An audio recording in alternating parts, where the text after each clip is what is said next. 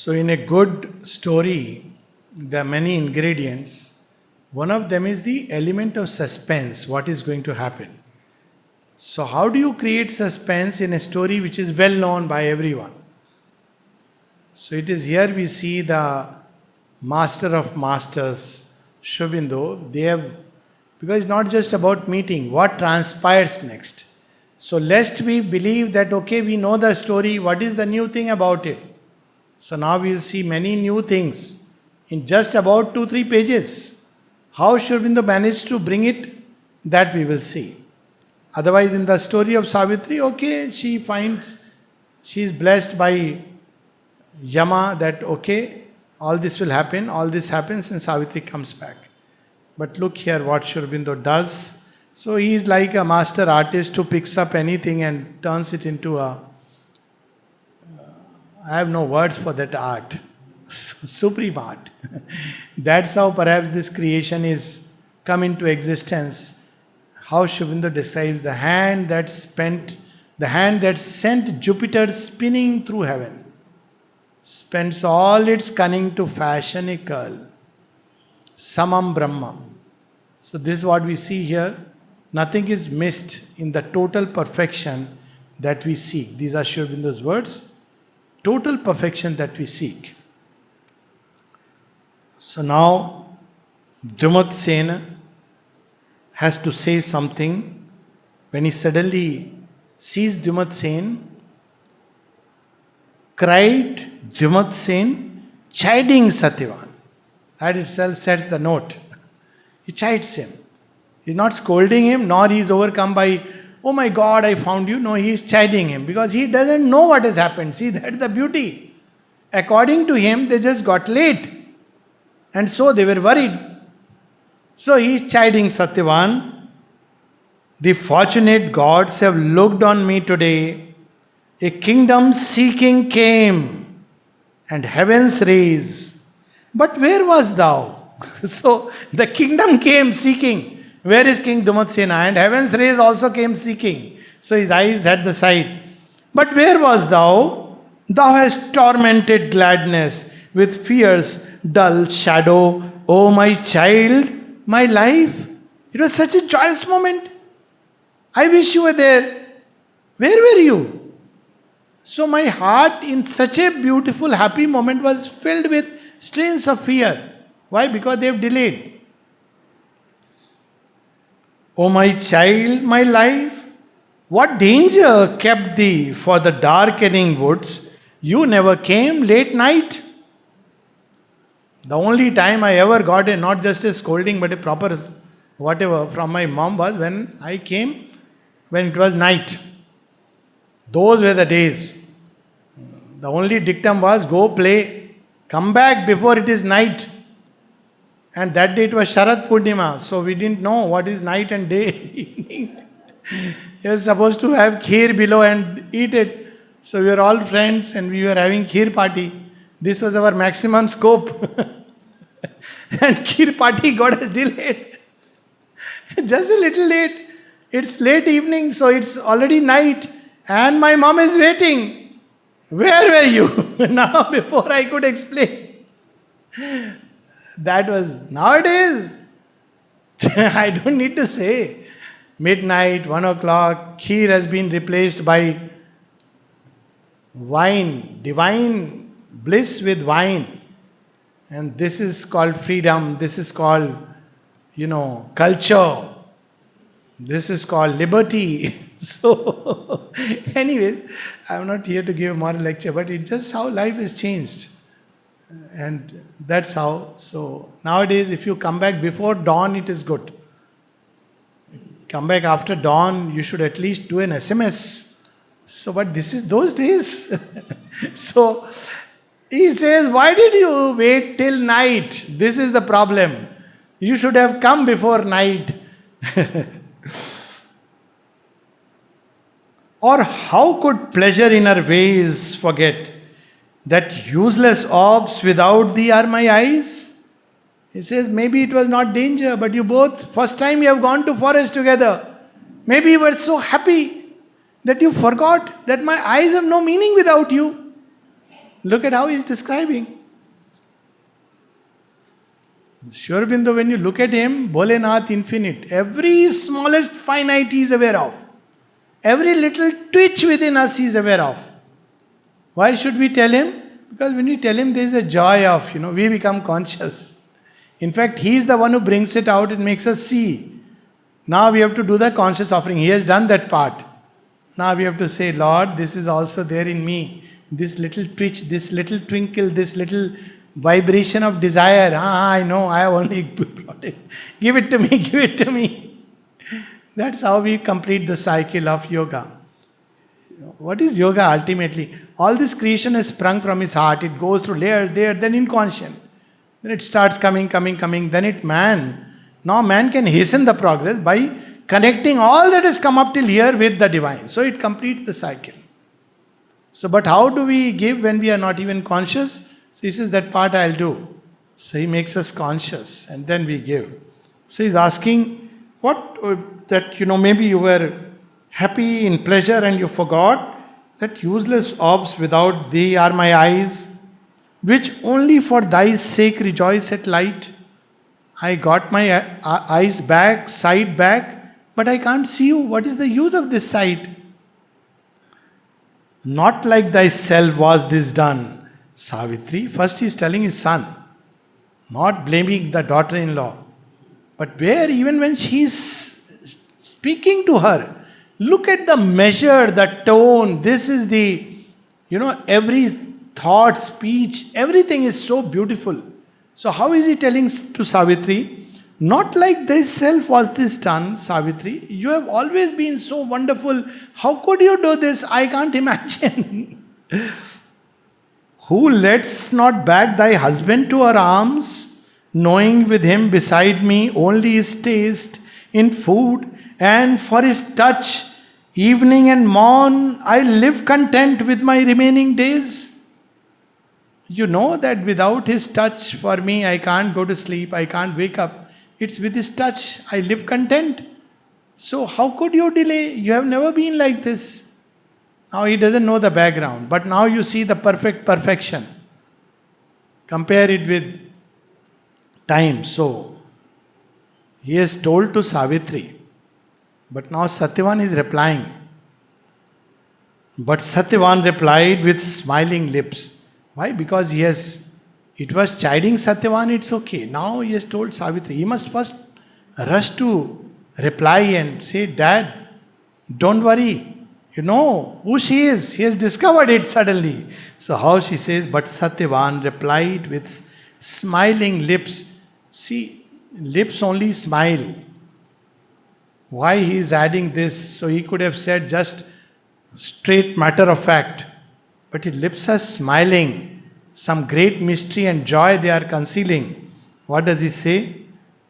Lay all on her. She is the cause of all. What mystic, profound words. Why? Because he says that, Savitri, it was not like you. He says, yes, but look how new meaning he has given to it. Lay all on her. She is the cause of all. She is the one who led me. She is the one who went through death. She is the one who saved me. So in one sentence, lay all on her. She is the cause of all. This is a marvel of speech. With her enchantments, she has twined me round. Behold, at noon leaving this house of clay. He didn't not only left that house, he left his bodily house. And he says, yes, you are right, Dad. She is the one. But look, the meaning he is putting into it.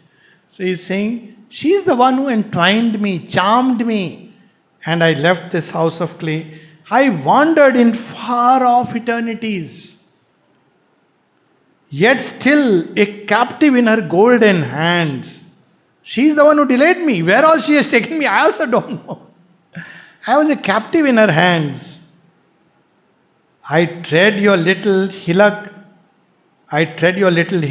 called green earth, and in the moments of your transient sun, live glad among the busy works of men.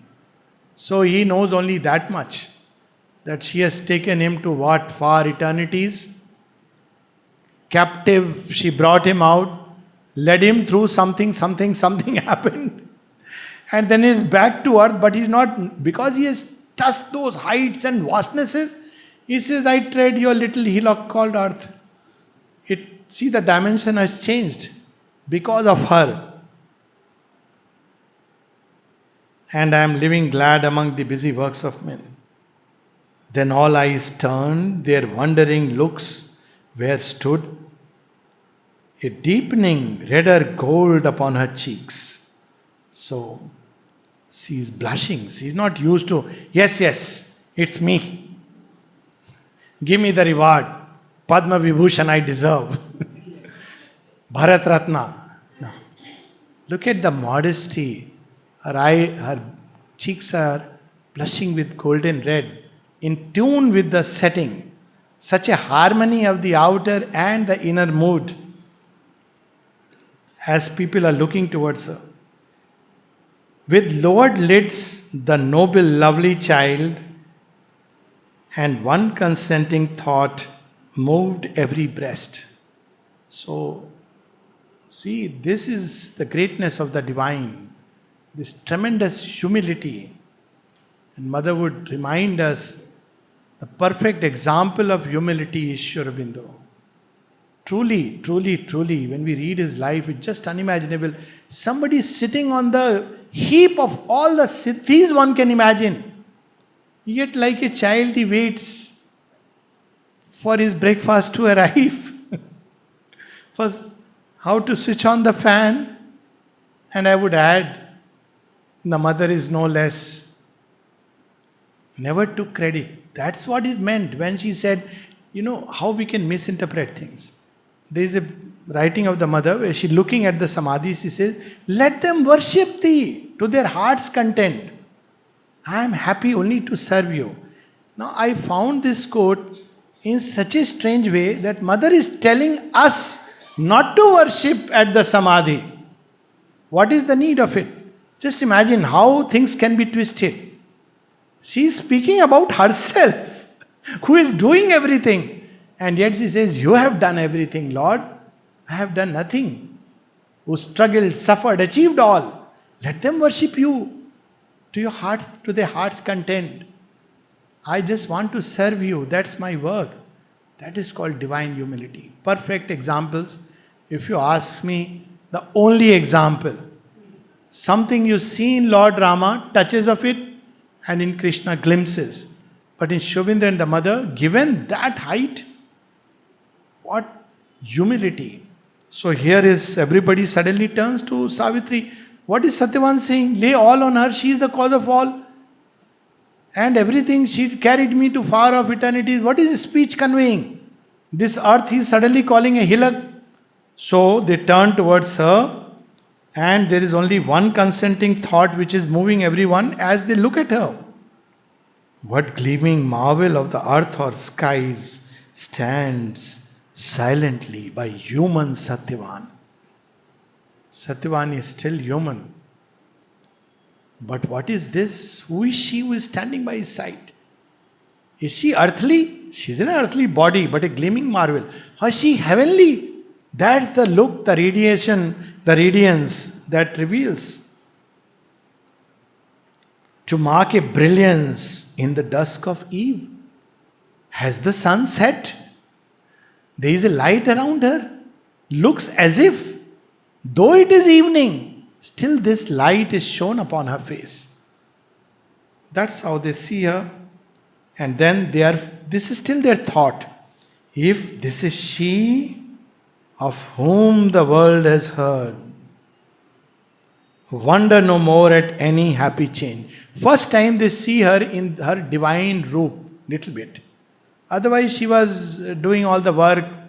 So she was a very noble child, wonderful child. But first time, because she has come back after that journey, battled with that, so that glow is still there on her physical body. So they spontaneously feel, if really this is she of whom the world has heard. There is a line earlier in Savitri. Her name ran murmuring on the lips of men. Even when she is a student growing, people were talking about her. There is Ashwapati's daughter, Savitri. She is a master in many things. She is a yogini. That's how she was known. That she is somebody great. This is she, of whom the world has heard. Wonder no more at any happy change. Each easy miracle of felicity of her transmuting heart, the alchemy is. There is nothing which is impossible to her. Every miracle that brings felicity to us. Felicity is a wonderful word. There are few words in English which find difficult to have a parallel. Its closest would be harsh. Harshit. Now, harsh is a very interesting word in Sanskrit. It's not khush ho jana. It's not anand. It's a state that is at once inner and outer. So he says miracle of felicity. And this felicity comes from the power that is in her heart. That they know that she is armed with the power of love. Each easy miracle of felicity of her transmuting heart, the alchemy is. Whatever her heart touches, whoever is touched by her love, is finished. What a great assurance. And what is the sign one has been touched by the heart? Because you will feel love for her. Finished. After that, you may cry, try anything. Mother, it's a bit too much. Don't worry. Her love has touched. Nothing can snatch away. Not death, nor time, nothing. Nor our load of karmas. We are finished, thankfully. Meaning thereby the long journey in ignorance is over and a new life begins. So this is what is conveyed in these two lines. Then one spoke there who seemed a priest and sage. All of them are feeling this about her. Now one of them speaks, who is like a sage and a priest. Oh, woman soul, what light, what power revealed. Our souls, do they have gender? No, certainly not. But they can take a masculine or a feminine line of birth. That Sri Aurobindo has revealed something very interesting. So, woman soul, what light, what power revealed, working the rapid marvels of this day, opens for us by thee a happier age. How come everything beautiful has happened today? When you took this fellow into the forest, what did you do? Something happened out there which we don't know. So they are asking, one of them asks, now she is, how keen are we to give interviews? BBC, CNN, I did. How keen we are. But look at Savitri, how she responds. It's an example. At one place in the Gita, Sri Aurobindo says, God's own example. What is the example he sets? But the problem with us is that how do we know that little detail of Sri Aurobindo and the mother's life? Even the historians record only the outer thing. Or if we have the inner things, they are all high profound experiences. How did they respond when somebody went to them and said, Mother, I have this problem. Now we have fortunately people, but to each one she was responding in a different way. And same with Sri Aurobindo. How do we get that? All that essence he has poured here. So here is the Divine Mother in the person of Savitri. Her lashes fluttering upwards gathered in. Right now her eyes were lowered. Nothing is missed by the Lord. Her lashes fluttering upwards gathered in to a vision which had scanned immortal things. Suddenly she is looking up and the entire thing she has seen again. All that happened. Rejoicing human forms for their delight. And then that vision comes back, human forms. which have been created for the delight of the divine. They claimed for their deep childlike motherhood the life of all these souls to be her life. She is claiming, divine is claiming. What is he claiming? He is claiming the life of all those whom she has seen. Now with those immortal eyes. That's why the mother says, somebody whom I have seen even for a moment, I never forget.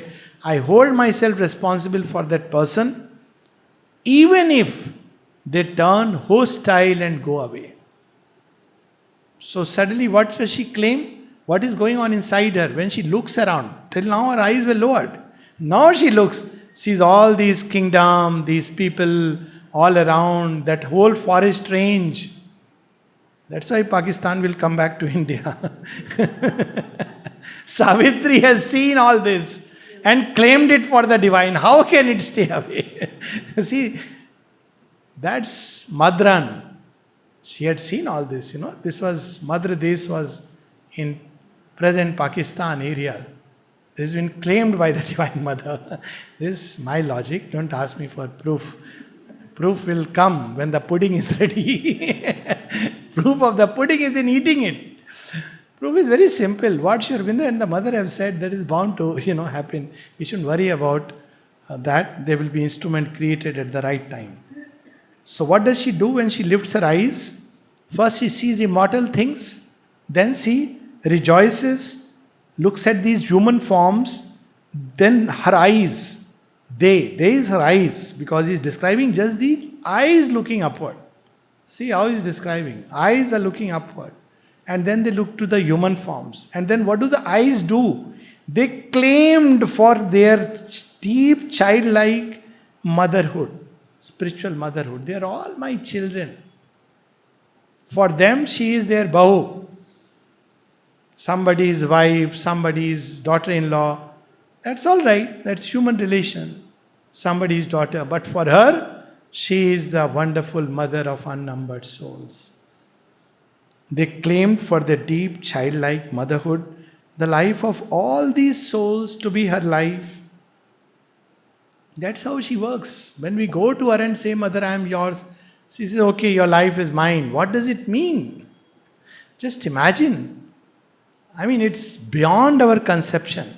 When the divine says, okay, at one place she says, when you come to the divine and say, I am yours, and the divine says, yes, then nothing in the world can keep you away and apart. What does it mean? The joy to belong only to her. So, she claims them. Now death cannot touch. If they come, she is going to tell them, look here, out. That's how you have that story when the king of the serpent world, he came to mother and says, I want to have a pact with you. What is the pact you want? I will never harm your children if they don't harm any of mine. Mother says, how can I promise it on behalf of my children? If you want to unconditionally say, it's okay. What if my children harm you? Now this is such a beautiful cryptic thing. And yet, she is capable of doing this. The king of serpents has come to her. What will that fellow do? Okay, mother, it's fine. See, there are some very interesting stories about the mother. Her pact with different worlds, with plants, with vegetables, with flowers, with the beings of the higher worlds and other worlds. Then falling veil the light. So now the eyelids have closed. So these 5-6 lines are only about her eyelids opening.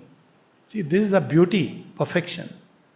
What all happens in that moment when she opens the eyes and looks? How can we ever imagine putting it in a play form? You can show that Savitri opened the eyes. How are we going to put by any magical thing that, all this went into her heart?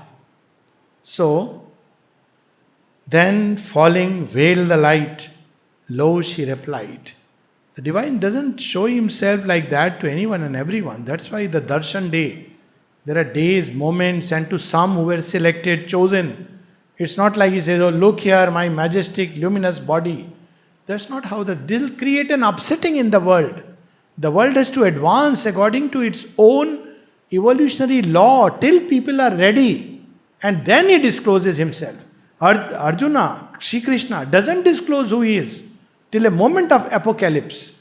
So she has seen a moment they had her darshan, her eyes are open, she is looking at all of them. Suddenly she replied. What does she say?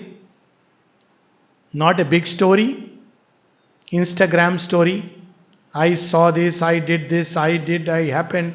All fanciful stories, fake stories to make you great. Here is the authentic story, beautifully told in few words.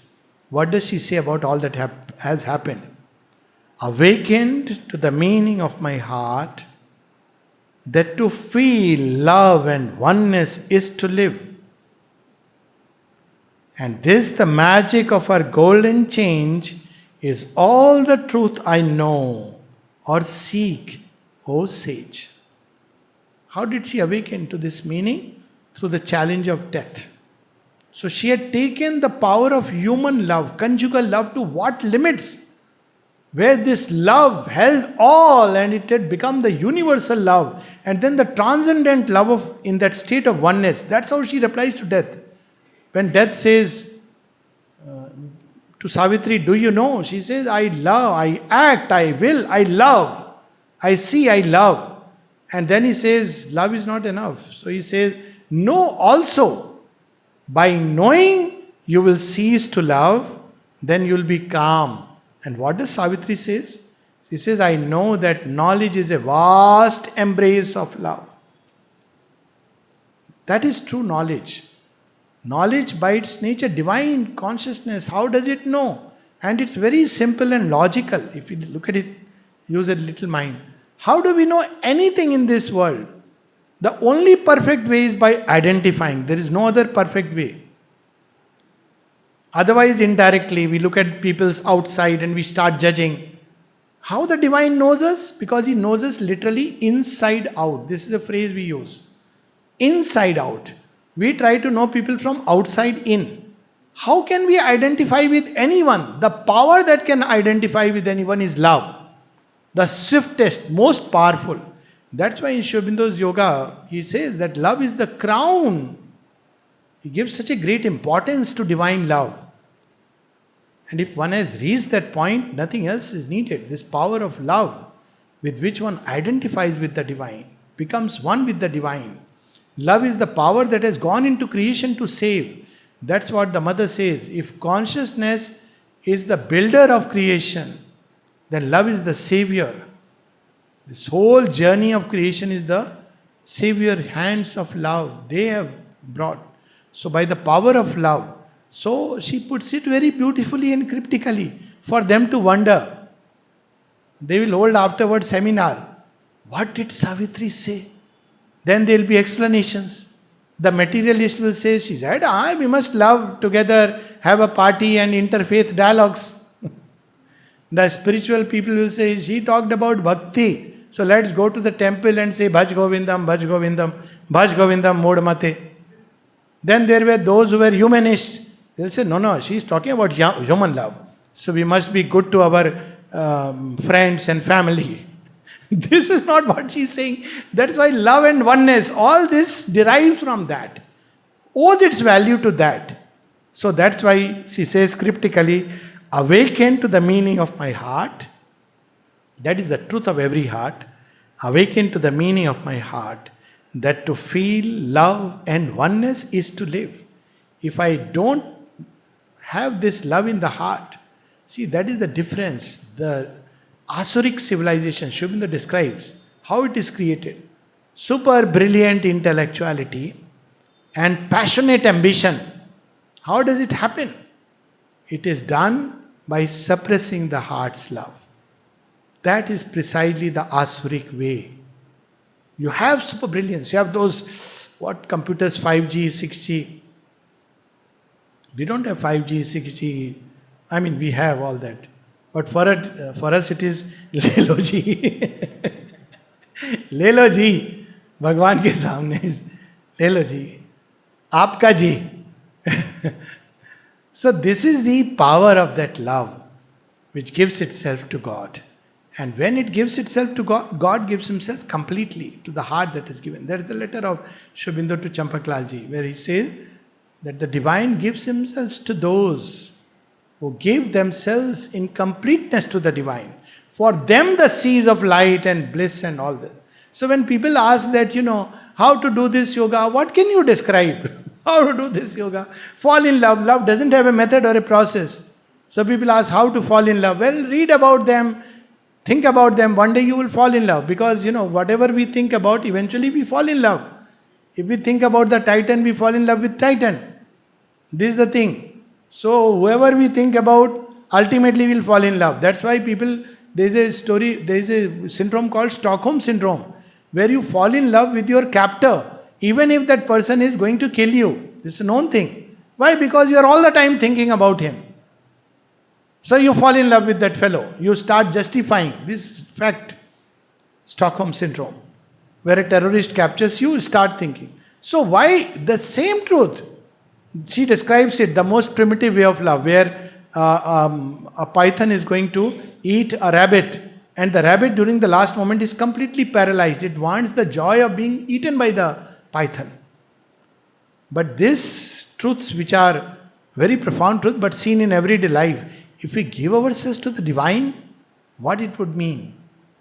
It would mean death of the ego and being reborn to a new life. That is what is the ultimate mystery.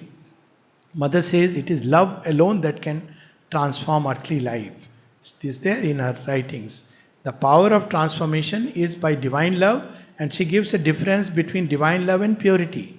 She says power of purification destroys, dissolves, and then it builds. Typical example is Shiva. So Kama comes. He says, okay, I accept Parvati, but not lust. So he destroyed Kama. But he says, no, he will stay as Anang, he will become impersonal. Then I'll give him a body as Aniruddha when Krishna will come. So, that's the story. Purity dissolves, then it creates anew. But divine love doesn't do that. Divine love acts like a leaven inside, starts changing from within outwards. So, safe process. That's how she works. Is all the truth, and this the magic of her golden change. Is all the truth I know or seek, O sage. Wondering at her and her two luminous words, westward they turned in the fast gathering night. So they are, what did she say? We thought she will give us a lecture on how to meditate, how to sit bolt straight in this posture, how to face east side or south side. People ask sometimes this question. God is everywhere and in everything. First principle. So after all this, she will give a lecture. She will probably enroll us in a course. All that we will need to give it 2,500 rupees dollars. And Savitri will enroll us in a course. Fortunately, Bhakti Yoga has no course. But Savitri has said something they can't understand, these sages. So they say, kuch bola to? Kya bola? That's what people don't understand when they come and ask, how do you practice this yoga? They say, you call mother. What else you do? Give, offer, whatever happens in your life to mother. Is calling mother sufficient? Yes. Keep giving to her. Ma. Tell us the secret. Now you have told the secret. Now what secret? This is the secret. You go by any which way, you will reach this point. You try meditation, doing all this is part of the process, not that one should not do it. But you will reach a point where the entire meditation and concentration will turn to her. You practice karma yoga, you will end up serving her with every breath. Ultimately, the consciousness is to become Mame. That's the path. Krishna takes to that point, no? Man mana abhav mad bhakta madhya jima namaskuru. That's what he says. But the sages can't understand because they are used to a Sikhaya Vatarika. So they don't know what has happened. And then they turn towards, night is gathering in the forest, they turn towards west. From the entangling verges, freed they came into a dimness of the sleeping earth. Now they come back to the plains and travel through our faint and slumbering plains. Murmur and movement and the tread of men broke the night's solitude. The neigh of steeds rose from that indistinct and voiceful sea. So now it's like they are all happy. See a story ending happily, passing through the gates of death.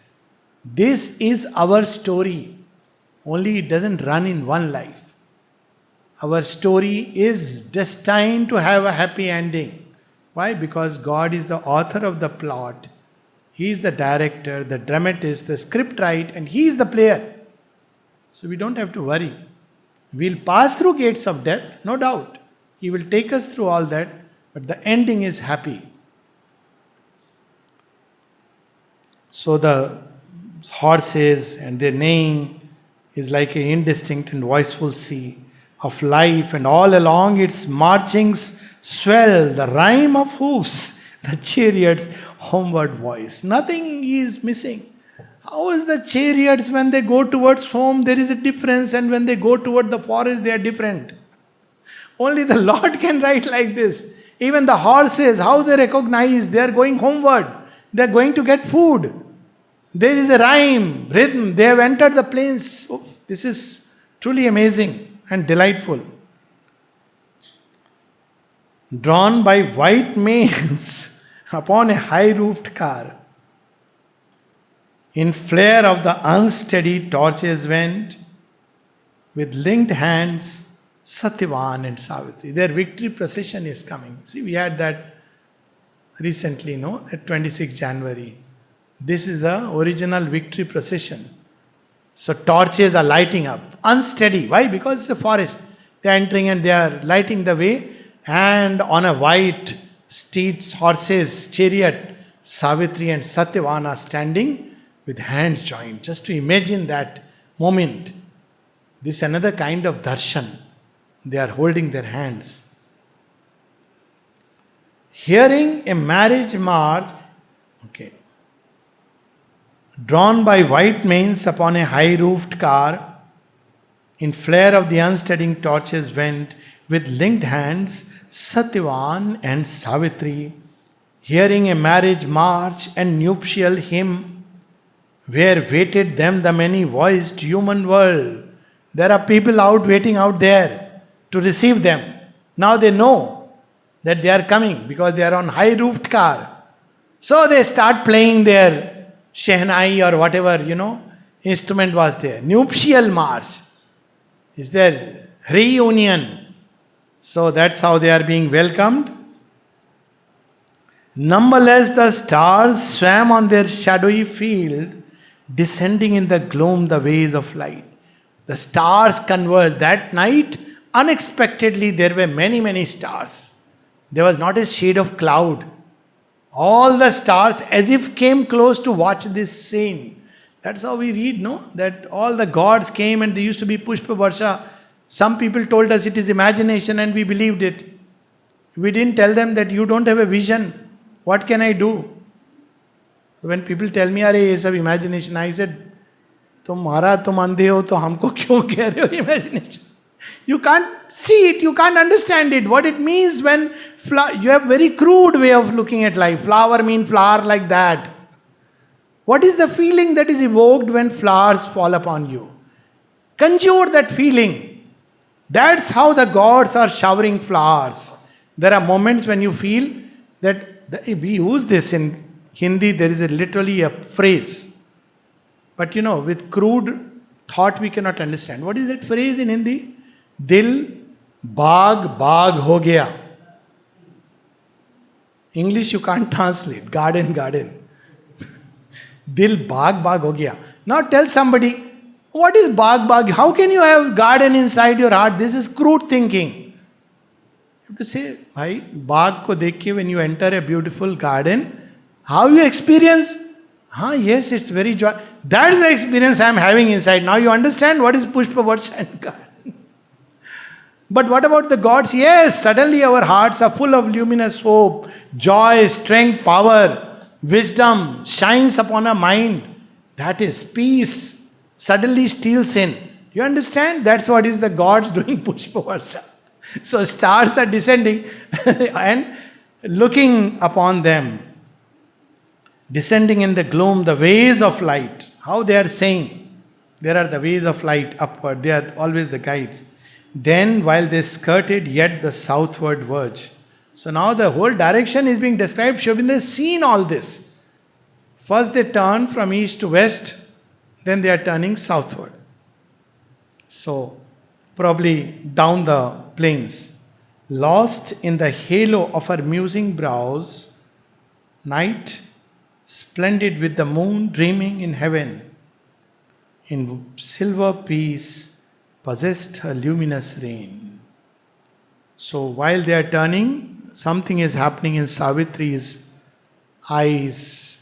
There is the moon above, and in Savitri's eyes, in her heart, a dream is taking shape. See what happens at night? We dream. We don't remember. What is the significance of dream? I mean, dream is a big subject. But symbolically, all is not gone. The future is yet to arrive. So how beautiful if we dream of the future. Actually, there are dreams which do convey us about the future. So we should dream of a beautiful day to arrive. So there is something which she is carrying within. Night, lost in the halo of her musing brows, night, splendid with the moon dreaming in heaven, in silver peace possessed her luminous reign. She brooded through her stillness on a thought. All this is happening, noise and din and all that. But Savitri is still inside. This is the yogi. Just imagine the image of Savitri, that victory march. She is brooding inside. What is she doing? She brooded through her stillness on a thought, deep guarded by her mystic folds of light, and in her bosom nursed a greater dawn. So she is not, the divine is not, oh, I did that, this is human way. You know what? 10 years back I achieved this, I did this. This is old age. Look at mother's life, always looking forward, forward, forward. At 91, Auroville is just unimaginable. At 90, 68, Auroville. How she is manifesting, she is always looking forward. 72, new body. She is not looking back into what were the days. If you read through mother's writing, something very beautiful. She is not discarding them, but going forward and forward, taking the whole march of time. So when Savitri is coming there, all around is night, but she is musing on another thought. What is that thought? She is guarding it. She is not going to say, Satyavan, from tomorrow we'll do this. Mystic folds of light. She is holding it inside. There is a new creation which is going to take place. And she is guarding it inside, deep guarded by her mystic folds of light, and in her bosom nursed a greater dawn. We'll close with these 3 lines. She brooded through her stillness on a thought, deep guarded by her mystic folds of light, and in her bosom nursed a greater dawn. So here we complete the book. Long journey, but tomorrow we are meeting. We'll run through that whole process, and then it will be the completion of Savitri Yagna, started in 2007. 2 years gone by Corona. It went through Corona and woke up to a new life. So we'll meet tomorrow at 5:15.